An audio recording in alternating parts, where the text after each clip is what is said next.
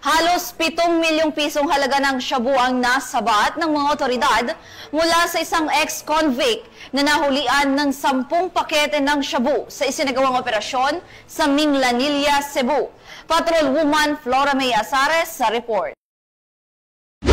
Nasabat ng operatiba ng Station Drug Enforcement Unit ng Minglanilla Police Station ang tinatayang 6.9 milyong halaga ng hinihinalang shabu mula sa isang high-value individual. Sa isinagawang buy-bust operation sa Deca Homes Phase 1 Barangay Tungkil, Minglanilla, Cebu noong Hulyo 30 ng taong kasalukuyan. Kinilala ni Police Major Ariesa Otida, officer in charge ng Minglanilla Police Station, ang suspect na si Elias Joven, 39 anyos, at residente ng Barangay Tandayag, Amlan, Negros Oriental. Ayon sa ulat, dati nang nakulong si Reso sa Dumaguete City Jail dahil sa kaso ng may kinalaman din sa droga. Bago ang operasyon, nakatanggap ng impormasyon ng istasyon hinggil sa umano'y talamak na bintahan ng shabu sa mababang presyo sa lugar at kaagad na nagsagawa ng casing at surveillance ang mga operatiba. Kasunod nito ay nakipag-ugnayan sila sa PDEA 7 at nagtalaga ng pusher buyer na kung saan ay matagumpay na nakabili ang isang pakete ng hinihinalang shabu mula sa suspect.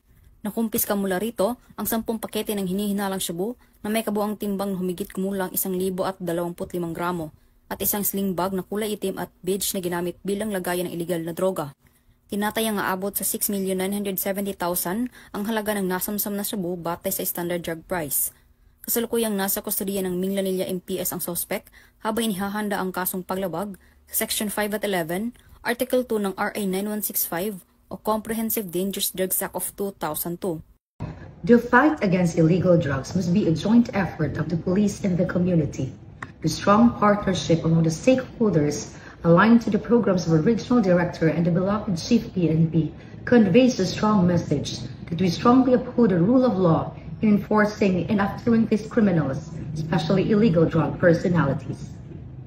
Mula dito sa Central Visayas, ako ang inyong Police News Network correspondent, Patrolwoman Flora May Azares, Alagan Batas, tagataguyod ng Balitang Pulis.